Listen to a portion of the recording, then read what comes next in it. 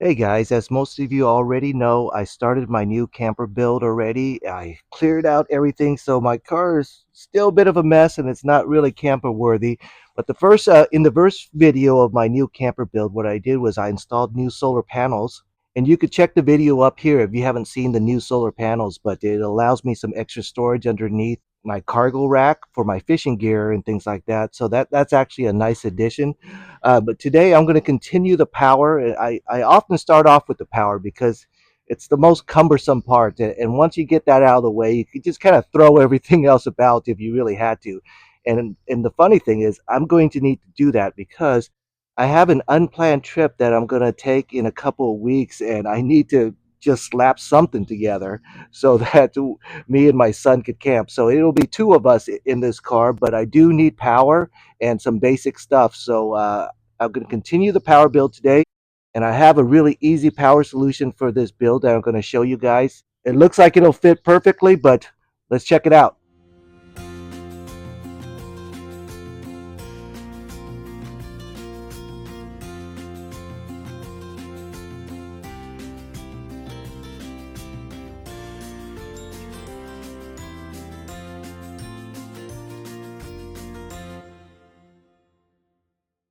All right, so this is a Travoka power station that I got in here.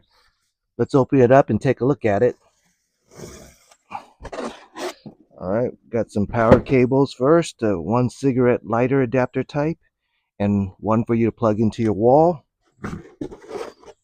Manual.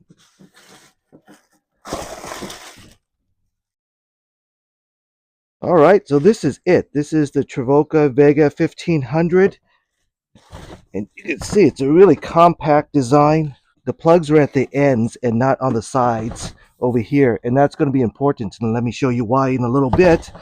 But yeah, so there's no plugs over there. The the plugs are on both these two sides. Now, before you guys start raising up your hands and saying, what the heck, you always go with big batteries and big inverters and stuff like that. You say it's more flexible in terms of space and all that stuff. And yes, that's true. But for 90% of the viewers, I actually don't recommend you use a battery and inverter because it's hard to set up. It's not an easy thing to do. This is actually really easy. All you have to do is plug in a solar panel, and that's it. You don't have to worry about any wiring or anything like that, and you should have a healthy fear of wires and power because it can be dangerous, so if you're not really experienced in something like that, you may not want to use that. I actually will have two setups for power in this car. One will be a standalone power station, like this one, and another will be a battery version too. So I'm going to show both options for you guys for this camper build. This first option, and for my quick trip that I need to make, this is the perfect solution because it's so easy and it's going to work out great. So let's look at it. All right. So as I mentioned to you guys, the ports are on the ends, and that's going to be important. I'm going to show you why in a little bit, but let's take a look at this. So it looks like it has four USB ports, two USB A's and two USB C's. Now, this USB C's, these are the newer ports, and they could handle a lot more power. This one's 100 watt, this one's 20 watt, and this is the old 3.0. I'm not sure how many watts that can hold. I think it's something like 5 or something like that. Significantly less, but a lot of your stuff will still have the A type cables. So let's see. There's a cigarette lighter. You know, this is of course for the input. This is not to stick in here, but for these types of plugs, you could use a 12-volt for that. Let's see, light on. Okay, there's a light too if you need some light. If you're camping and there's this on a table or something, that will be good. All right. Now the power, 29%, because of the glare, it's kind of hard for you to see. But we're gonna charge this up before we actually start using it. Okay, so these are the ports on this side, and on this side, here's the AC input. So if you want to plug it into your wall and recharge, that's what we're going to be doing in a little bit before we start using it. And now here, this is the XT60 port. This you could plug into your cigarette lighter. You don't even need solar panels. Just plug this into your cigarette lighter while you're driving, and you're going to get a charge. Now keep in mind, your cigarette lighter is not going to be a very fast charge. It's going to be a slow charge, so don't expect, magic to happen if you're going to use a cigarette adapter as your primary charging option. I don't recommend this as your primary charging option just because it's such a slow charger. Solar panels are going to be much faster. It's got 3 plugs, and it looks like there's a battery expansion port right here. So I assume this company has some battery expansion capability, so you could buy a base unit and get auxiliary batteries. That's nice. So if this is not enough power for you, you could upgrade in the future. But for me, I think this is going to be perfect for what I'm going to do with this camper build. All right, first thing I'm going to do is going to plug in. I have it plugged into the wall right now. And now that we're not in the sun's glare, you could see the display a lot better. So it's 29%. You see, it's not fully charged. So I'm going to charge it up first before I test it out. And while this is charging, let me show you what I have in mind.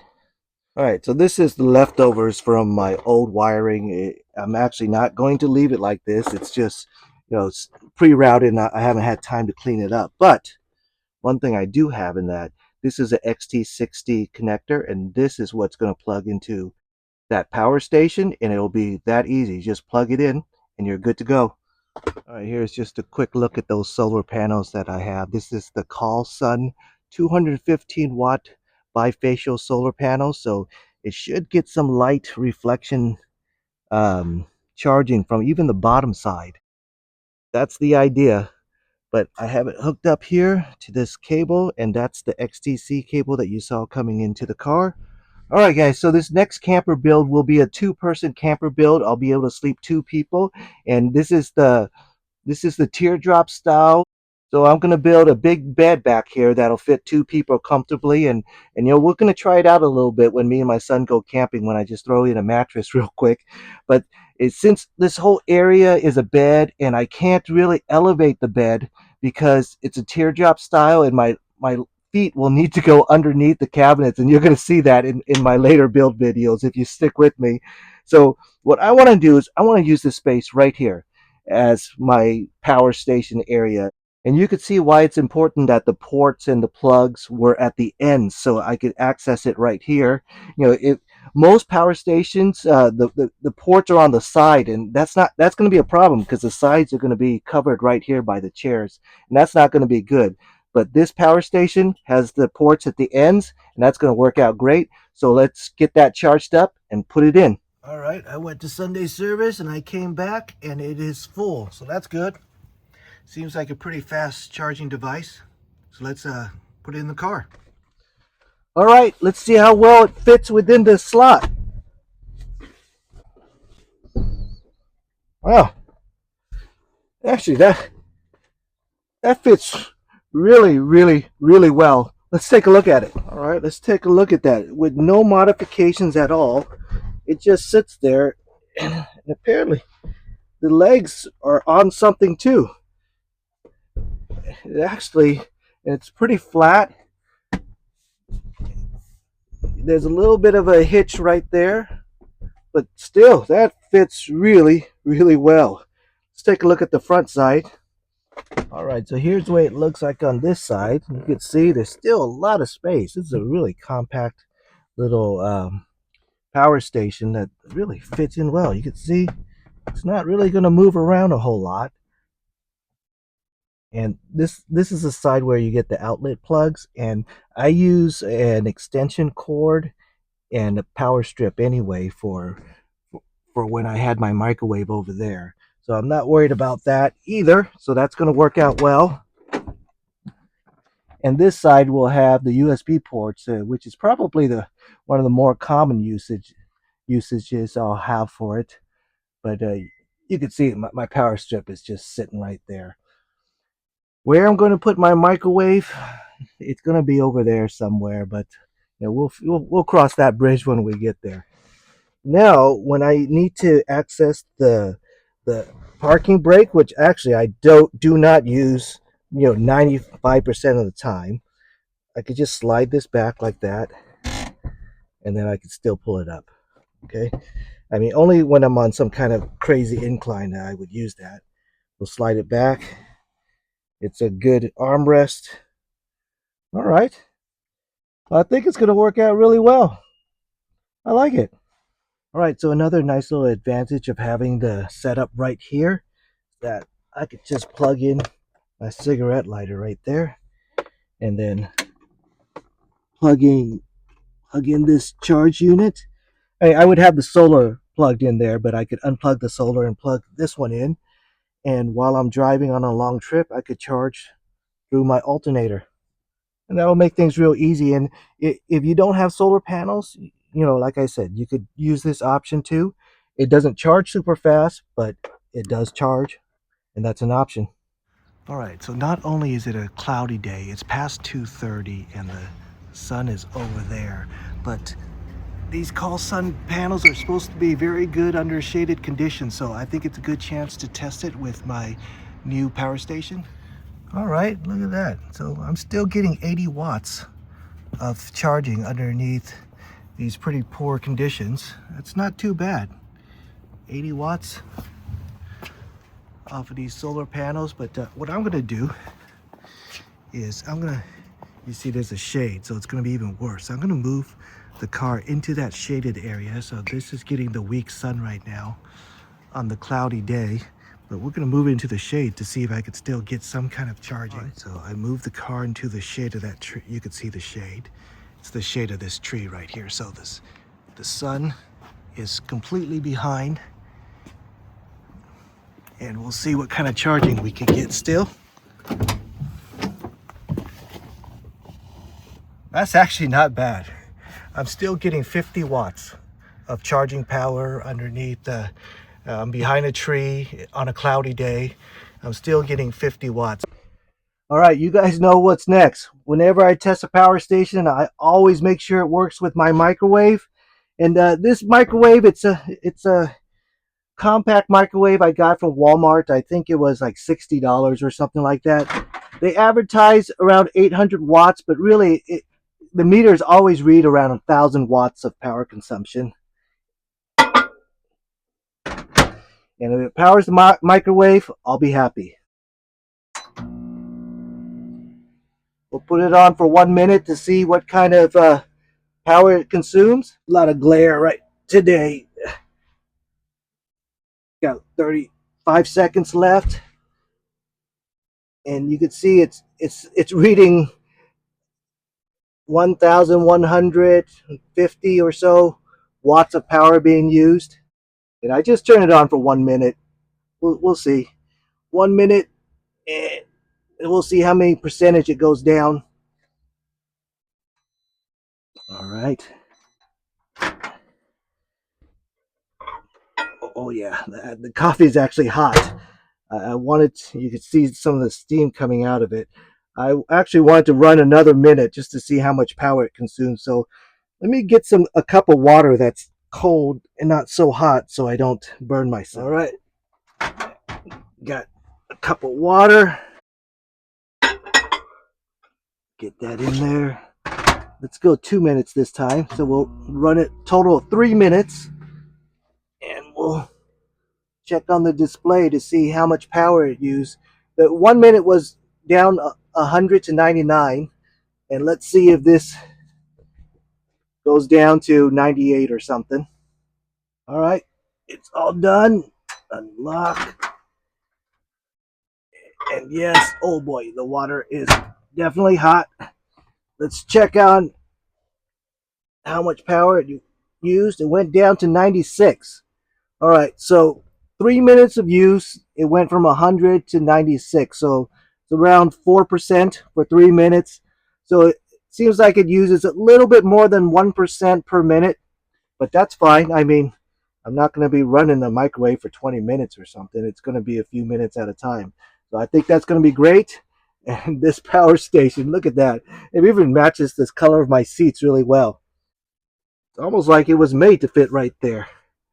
Nice little arm rest. Of course, I could put my drink. There's no actual cup holder, but I can put my drink there. All right, so that's a super quick and convenient power station that really, really fits well. in my Honda Element. And if you have space in the middle of your car, your SUV or whatever it might be, that's something similar to this type of power station will work really well for you too. All right, I guess I couldn't leave well enough alone, but what I'm going to do is I'm going to make a little platform for it to sit on with a little holder, little retention wall, so that, let's say when I'm braking hard, the power station won't want to push forward or anything like that, so it'll be held up. Of course, I have to build around the parking brake too to give myself the ability to pull up when I need it. All right, as I was here mocking up this platform that I was going to build this on, I think I see an opportunity. I could make a cup holder right here too. And what I'll do is I'll make that retention wall and I'll cut a cup holder right there. 2 cup holders, and well, maybe one, because there's that parking brake underneath there. I could cut at least 1 cup holder here, and I could kill 2 birds with 1 stone. I could give myself a cup holder, which I lost by putting this platform over my cup holder, but I'll gain 1 back, and then I'll build a little wall right there so that this thing doesn't shoot forward when I'm braking hard. All right, I think that's going to be good. All right, this is my favorite coffee mug, and seems like this is going to be a good size.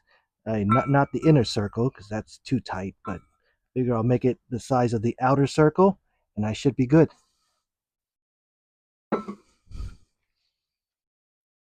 Got that hole cut out, and here's my coffee mug inside the hole. I think that's a good fit. Now I need to put a little wall to keep it from sliding out. All right, so I got that wall up. Let's see how well this fits. All right, I think it fits pretty well. Cup holder here. Got my brake access, so that should be good. All right, so now I need a way to make it firm, and that I'm going to get from this slot right here. What I'm going to do is I'm going to put a piece of wood right there so that I could drill this to that piece of wood, and it should hold very still. Should be deep enough and strong enough. All right, so I got that block of wood in there, and what I'm going to do is I'm going to drill screws right there, and that should hold everything in tight. All right, so I got those 2 screws in, and you can see it's holding there, and then it sits right there, and that'll prevent the power station from sliding forward when I'm braking or something like that. You can see it's a little bit loose, but what I'm going to do is I'm just going to put a little something to wedge it in here, a little piece of rubber or something to wedge it in a little bit tighter, and I should be good. All right, let's do it. All right, so now I'm done. You can see my favorite mug fits inside my little cup holder. Yep, and I made it to the size of this mug. You could make it to the size of whatever mugs you like. And you can see it's just gonna stop right there because I have that stopper. So when I brake, it's not gonna fly forward. And of course, if I do need to use this brake right here, we're going to just slide this back a little bit, and I will be able to have the brakes up and down. All right, slide it up, and we're good to go. All right, here's a look from the back side. Looks good. All right, so now I am done.